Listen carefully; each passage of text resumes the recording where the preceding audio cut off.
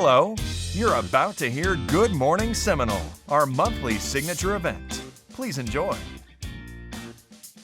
So, my name is Alan Byrd. I am Alan Byrd & Associates, one of the sponsors of the event.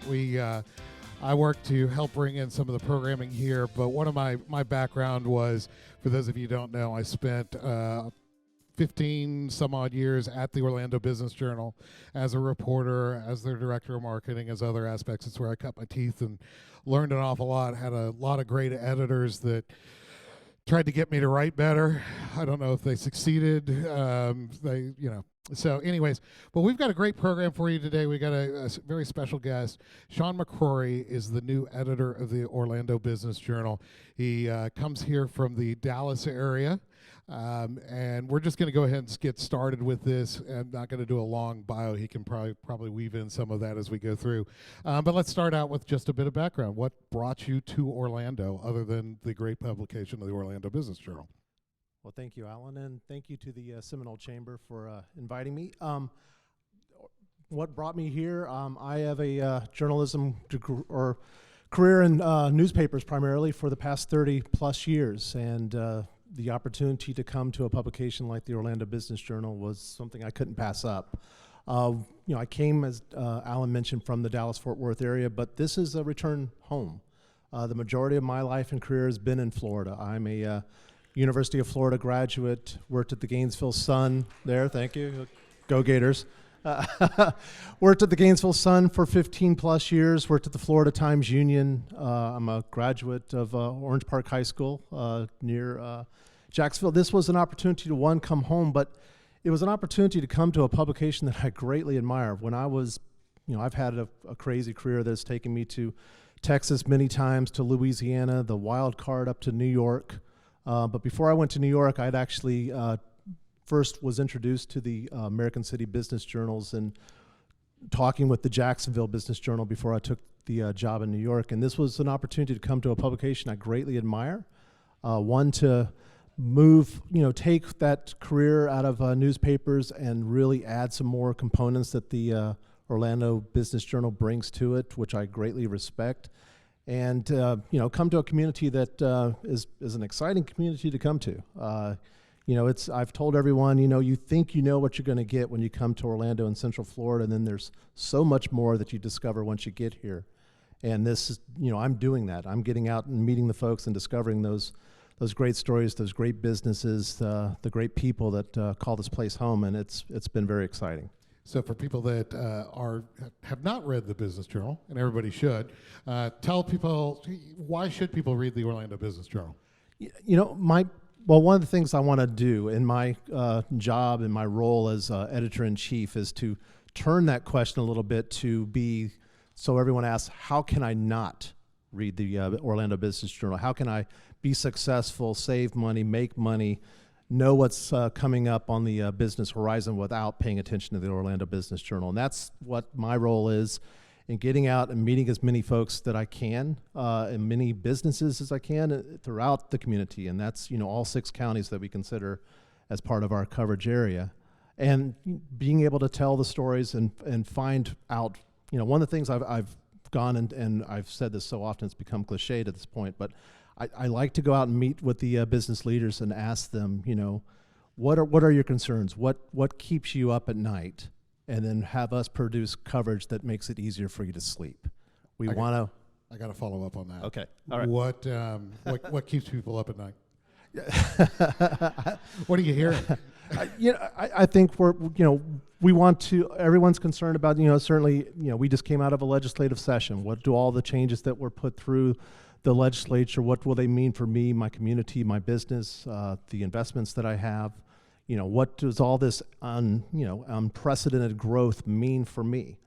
All these different people that are moving here. What does that mean for the real estate prices, the infrastructure? That's what everyone's concerned about. We want to be able to anticipate those concerns and produce coverage that addresses all of that before a decision is made, so that when it comes time for a vote or it comes time for a bidding process, you're made well aware of what's leading up to that. You have enough information to ask informed questions before a decision is made, and certainly be able to protect your interests. So you've been here 5 months now, 4 months? Right around that. All right. Showed up in January, so yeah, So- just shy of 5 months. Yep. So what's your first impression? It's a my impression again, thinking what you're getting into when you come to Central Florida and discovering so much more. And so many people say this, and I've discovered it's real. Orlando, Central Florida is very much probably the most welcoming community I've landed in. When I came from New York to Dallas, they did me no favors in announcing that our new editor's from New York, and I had the first 2 weeks it's me spending. I'm not really from New York, but and right off the bat, it was a very tough market to break into. Dallas is very old guard type of a community. Orlando, pretty much everyone's been in my shoes. We are a community largely of transplants. We are a community that's built on opening our arms and welcoming people to it, and that extends to the business community. I really have not experienced the level of camaraderie and working together among businesses, often rival businesses, rival political factions that work together for the benefit of the community. And that is one of the things that we've discovered. I've been involved in a number of different events, a number of speaking engagements like this, where I've had a chance to meet so many different people that are involved and vested in the community, vested in the success, not only of their business, but of the community at large. And that's been an exciting thing to discover. What's the favorite story that you've ever covered? All of us that have been in this business have one or two that kind of stick out in the mind. What's your favorite? Well, I've got about a dozen, so it's like choosing your favorite child. I've been blessed, being in a career for 30 plus years. The biggest stories you always want to be a part of. I was blessed to be at the Gainesville Sun, a New York Times company on 9/11. So I participated in the editing of the profiles that the New York Times produced that ended up winning the Pulitzer Prize. I was there standing in the newsroom at 6 o'clock in the morning in November 2020 not 2020, 2000, good gracious, it goes back that far, when we were waiting for the election results to come in. We were one of the few papers that didn't have to pull back our story to change the headline. Those are big stories.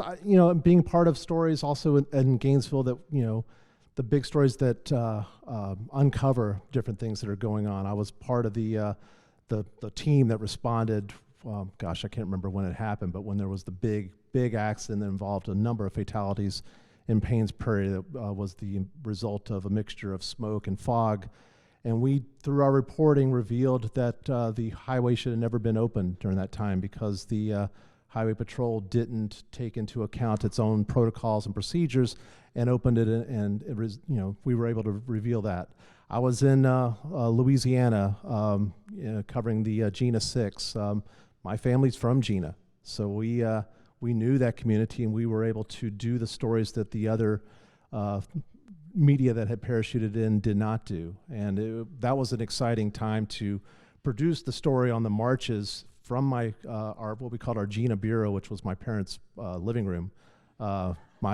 My dad was making gumbo for us in the USA Today as we all filed our stories because it was a Gannett paper from their living room. That was exciting.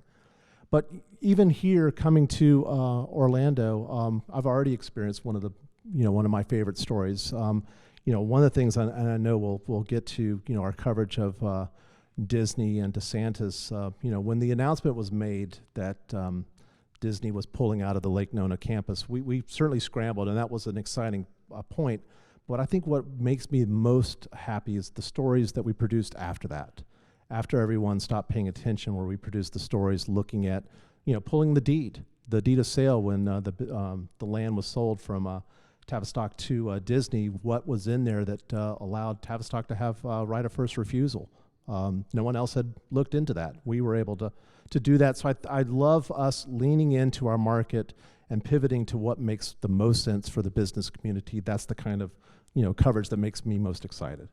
One of the things that is interesting about this, and you talked about the Nationals parachuting in, Disney and the Lake Nona and what's going on there is being covered by every publication, every news media throughout the world.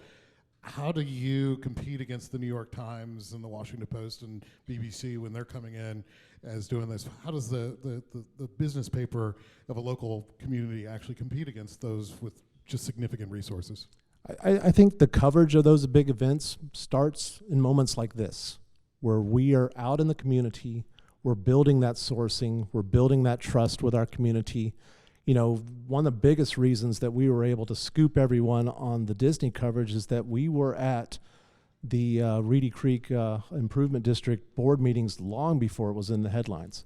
We had already started building our trust and our rapport, not only with folks at Disney, but those throughout the community, those who were involved in government, those who could respond very quickly. So we had already laid the groundwork for being able to, you know, respond in moments of crisis or moments where timeliness is most important. So yes, we were able to scoop everyone, but even on that, you know, this extends throughout my career that I've learned, you know, the way that you beat the big, you know, the New York Times, the LA Times, the TV networks when they come to you, you know, when they parachute in and then leave, you continue to cover, you dig in, you do your homework, you look at the court records, you pull the sales deed.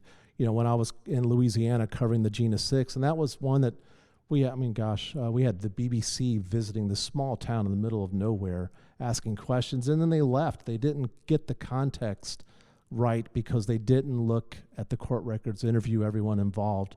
That is so important to, you know, again, to develop that trust. If, you know, there's a difference or there's an importance in certainly being accurate by correctly capturing the nuance of the story, and that's something that we can only do by knowing our market, knowing our community. You know, one of the things that we're going to chat a little bit about relationships. Reporters love relationships. When we talk about Disney, one of my favorite experiences was I got to interview Michael Eisner, and there was two other publications or two other people that were allowed to do that, which was CNN and AP. I'm the only one that got a scoop off of them.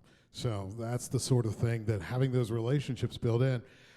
It's critical that if you want to be if you want to get coverage, even if you think that having a story written about you, to build those relationships with reporters. How essential is it, or what's the best way for somebody in this room to build a relationship with somebody on your staff or you personally? I think, you know, reach out. You know, I'm one of my primary roles as editor is to make sure that I'm reaching out and going to events like this where I'm able to meet different members of the community and bring back additional sources. You know, one of my biggest pursuits is to add to the number of sources that we have, add, you know, diversity to the sources, add different voices, because, you know, we want to grow with our market, and we're not going to do so if we don't only talk to the same people. So, you know, I will reach out to you, but absolutely, if you have something that you think is newsworthy, that you think would appeal to our readers, and our readers are, you know, the business leaders of Central Florida, the ones who are making the decisions, the ones who are invested in the success of our ventures. If you have a story that you think involves our readers, would be of interest to our readers, something that is interesting involving your business or your friend's business, reach out. You know, I'm a big proponent of not saying no for someone else. Don't say no for us. If you think it might be a story, let me know. And at the very least, I can use you as a source for additional coverage that we do. We also, you know, one of the great things about working at the Orlando Business Journal is that we don't just do stories. We produce events. We produce roundtable discussions. I'm always looking for additional panelists so that we're not tapping the same people all the time. You know, I would love to meet you and be able to hear more about your business so that we can consider you for some of those opportunities as well. So I think that the biggest thing is reach out. You know, all of our information is available on our website, and that information is available free whether you subscribe or not. You can get to it very quickly. And, you know, call us, email us. If you see us at an event like this, stop us. So Press 101, we've got a lot of small businesses maybe think, well, I can't compete against Disney in getting coverage. How do they compete against Disney getting coverage? You know, we want to tell good stories that reflect the complexity, the entirety of our community. And our community is not just Disney. It's so much more. As I have shared, you think it's all Disney, and then you get here and discover there's a lot going on. There's a lot of innovation. There's a lot of growth. There's a lot of people working behind the scenes making a lot of this possible. And we want to capture that. Disney is not the only story that does well for us. We have so many good stories that we do involving people doing great things. One of the really key things I learned quickly in talking to other editors in American City business journals is that, we think, you think when you're coming to a business journal, it all has to be somewhat dry and a little bit of, all very much in the numbers. It doesn't. Great stories are great stories, no matter how you tell them. We're going to tell them through the lens of that is most pertinent for our market, the business community. But we want to tell great stories about what is going on, that great, people that are doing that also, lead toward the decisions, the growth, everything that is on the horizon that we want to be able to capture before it gets here. What's the biggest mistake somebody could make? And I'm glad you asked that. The biggest mistake, I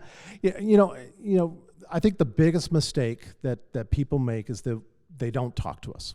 They think that, there's a big story that is developing and it involves your community, your business, you have a part in it, and you think that by not talking to us, the story's not going to happen. It's going to happen, but what's going to happen is that it's going to be out of balance. It's not going to capture that nuance that would be brought to it if you were involved. So I would say, be available to us when we call to ask questions. You don't have to, if something we ask makes you uncomfortable, you don't have to, answer what you want to answer. But don't think that that by not talking to us or that by not answering our questions that the story is going to go away. It's going to pivot in a different way. And oftentimes, not having a part in it, you're not going to be involved. You're not going to be able to have your side of the story captured, and we really want to be able to capture all sides of the story. Just to let you know, we will have time for a few questions at the end, so start thinking of it. If you have a question, just when I look around the room, kind of make sure that you catch my eye, and we'll go ahead and ask some of those questions. So, I think you and I have talked a little bit about your wanting, you mentioned 6 county areas. Oftentimes, us in Seminole County look and see a lot of folks just focused on downtown Orlando and kind of ignoring the huge business stories that I know our guys over at Economic Development are we talk about all the time here in Seminole County. What does the regional coverage of OBJ look like in your mind, other than just the one-time special edition that you do? Yeah, and that is, again, what we want to do more than just the Doing Business in Seminole County edition. We want to have more of those stories throughout, because our community involves a lot of the stuff that's going on in Seminole County. A lot of the growth is coming this way. A lot of the infrastructure is involved here. The decision making that is taking place here, the employment that is building here impacts our community throughout. So we want to be able to capture that. I'm going to be making greater efforts. Our reporters and other editors are going to be making greater efforts to get out into Seminole County through events like this, through opportunities like this. And if you have information, you have press releases, you know of something going on, reach out. That's another thing that I'm wanting everyone here to know, is that we want to hear from you. We want to be able to capture all 6 counties, but we also are mindful of the limitations of our resources and the numbers of reporters we have. We can't be everywhere at once, so we do have to make these outreaches like this, saying, hey, let us know if something's going on, and we will do our best to capture it in the best way we can. And oftentimes that will involve being included in stories that have a broader interest across the community, being included as panelists when we do roundtable discussions, and sometimes even being included on background where you point us in the right direction, but you're not necessarily part of the story. We need that as well. We just need to know what is, again, keeping people awake in Seminole County, and then let us go tell the stories that make it easier to sleep. So we have a couple of friends of mine in my audience that are similar to what I do, and Laura Richardson and Muffin Robinson back there. I think all of us will tell you that the state of the media today as a whole is a lot different than Yeah, I know. Well, I was a reporter before social media, so yeah, I'm a dinosaur. But how is the state of the media today? How would you describe it? It's changed a lot over your time. What is the state, in your opinion, as a kind of a broader question?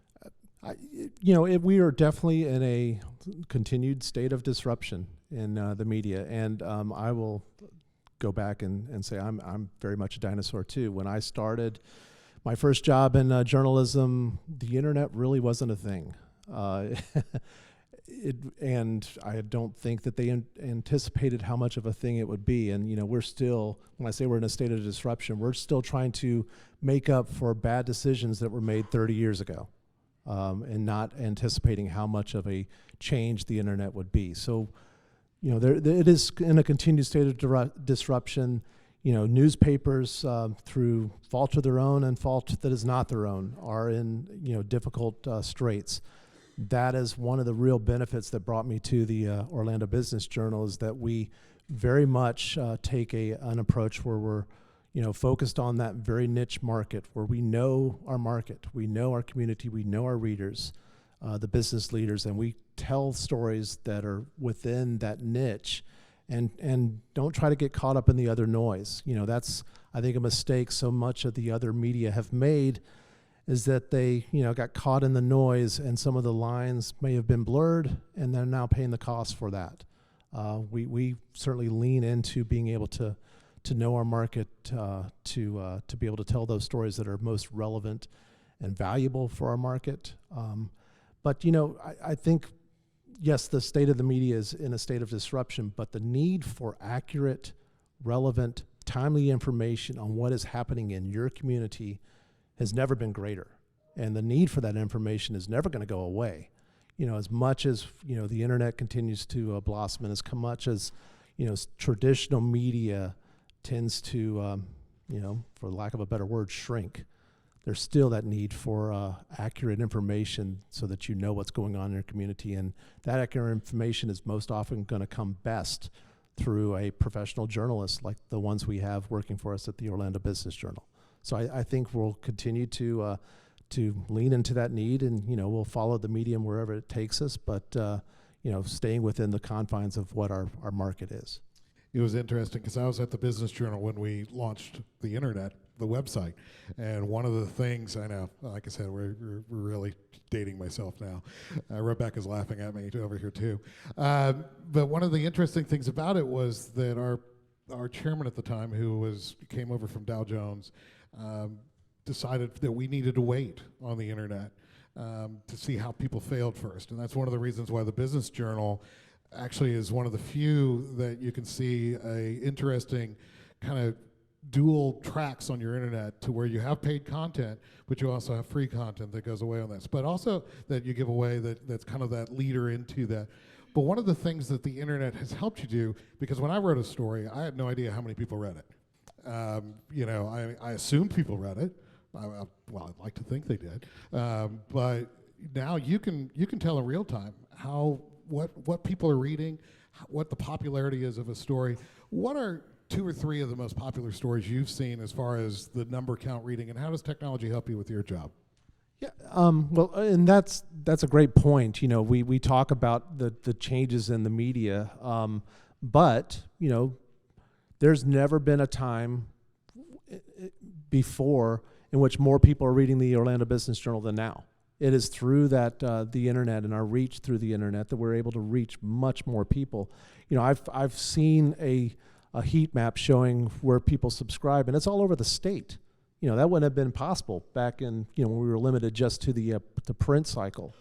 But as far as the stories that do the best for us, I think again, to go back to our coverage of Disney, certainly that first story, the big breaking story, does well. But the stories where we really lean into taking into account our mission and preparing our market for the decisions and the impact of the decisions that have been made, those are the ones that do the best. We look at when the announcement was made that Disney had filed suit against the state of Florida, that was what all the other media led with. That's not what we led with. What we led with is the impact that was going to have on the businesses in the Reedy Creek Improvement District, where in that same meeting it was announced that they were going to raise taxes on those businesses to pay for the legal fight that they were now involved in. That's us again, and knowing our market and being very mindful, even amidst coverage that is everyone else is picking up. We're always going to try to find that gem, that value that can only be obtained through the Orlando Business Journal, and that's the approach we're going to take to all of our coverage. Is finding a way to, not swim in the same waters as everyone else, but to be able to very quickly demonstrate for our readers the value that we bring in information you will only get through us. Do we have any questions? Herman? And I'll have to repeat your question because we are taping this, and if you just didn't get enough of us talking, you can listen to it on a podcast too. So the question, just so we repeat it for the podcast, was how do you see the impact of AI on journalism? One of the things that was interesting, there was a program last night on BBC with Bob Woodward and Carl Bernstein, where they actually provided their bio written by chatbot, and they kind of tore it apart. So how is this advent of AI, the new writing tools, all the other things going to affect journalism, do you think? It's scary. Again, when we start talking about the accuracy we bring in our coverage, and that accuracy being largely defined by whether we capture the nuance or not, ChatGPT is not going to capture the nuance. ChatGPT is not going to be at these different events like this to where we know our readers, we know our market. So, we're going to continue to lean into meeting everyone as much as we can. The expertise we bring through knowing our market, knowing what matters, knowing what is most relevant, most timely. I don't have all the answers for what AI is going to eventually bring, but we are right now, I can tell you, taking very much a standoff approach, a hand's length approach on it. We don't want to get anything wrong, and we certainly don't want to outsource our expertise, outsource the intimate knowledge that we bring in our coverage of the market to some, a tool that doesn't have that connection and doesn't have the appreciation for what it is that we're wanting to accomplish and being able to inform our community. That was one of the things Woodward said was ChatGPT can never go knock on the door. Yeah. They just can't be at these events. They can't get that kind of nuance that you get from individuals in person. Buffett, you had a question? You're welcome. So the question deals with nonprofits. I know we've got several out here. If you're on the staff or a part of a nonprofit, can you stand for a minute real quick?